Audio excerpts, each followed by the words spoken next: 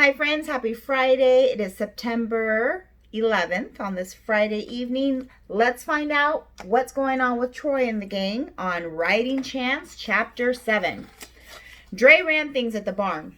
The dude even lived there, in a little apartment upstairs. I don't think I would have wanted to be out in the middle of that big park, in the middle of this big city, in the middle of the night, but he did.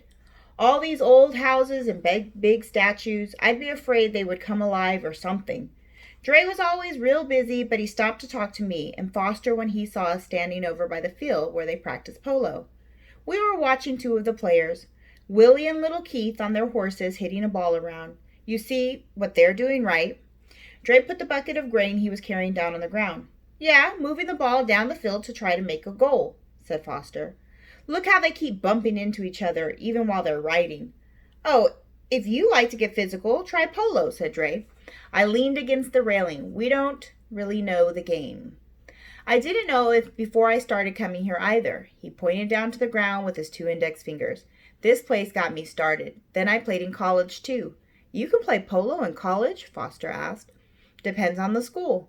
Dre took off his baseball cap and wiped his forehead with the back of his hand. Not everywhere.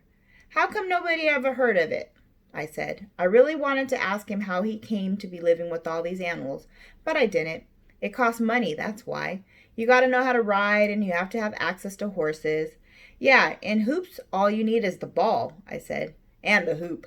But I'm telling you, if you aren't afraid of getting rough, check it out. He did a fake dribble and pass. It's like a basketball on horseback. He picked up his bucket of grain and headed back inside the barn. We're both good at hoops, I said to Foster. Yeah, he looked down on the ground. But you're the one with the flow. Flowing through what? Jerome had come up behind us. Horse turds? He had a way of just popping up without you knowing it. He was carrying a shovel. He threw it so it landed at my feet before he walked off laughing. Doesn't he remind you of Lele? Foster said. He does. Same nose and forehead. But he's not from around our way. Foster sat on the railing's middle bar. He picked up the shovel and drew circles in the dirt with it. He's from the suburbs. Who told you that? He did. I don't care where he's from, I said. Why can't he be cool? Just stupid. It was getting cloudy. I held out my hand and felt some raindrops. It's starting to rain, I said, looking up at the sky. We should see if they need us. Foster drew a stick figure of an animal in the dirt and handed the shovel to me. Cracked him up to see me ride that thing like it was a horse.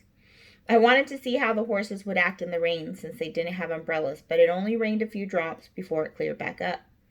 We didn't have anything else to do, so me and Foster went to Winston's little office to tell him where we're leaving. We weren't sneaking around or nothing, but the door was open, so we could hear him and talking to Jerome. Whoever we get is going to have to be good, Winston was saying.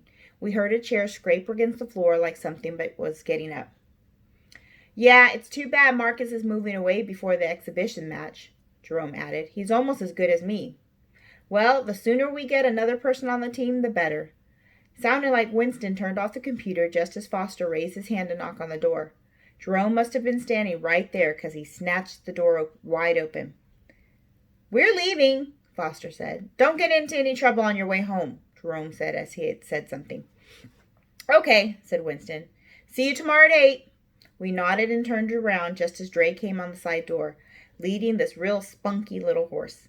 She was smaller than most of the others we'd seen.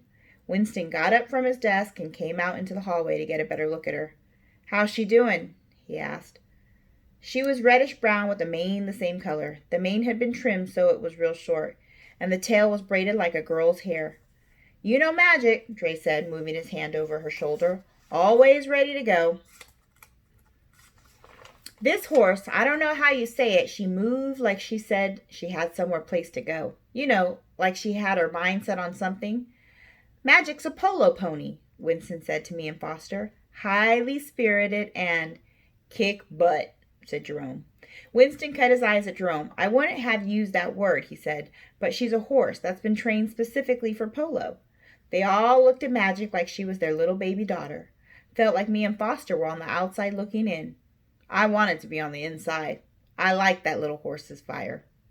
And that was the end of Chapter 7. And guess what, friends? You got to wait until Monday to find out what happens in Chapter 8. Have a great weekend, everybody. Bye-bye.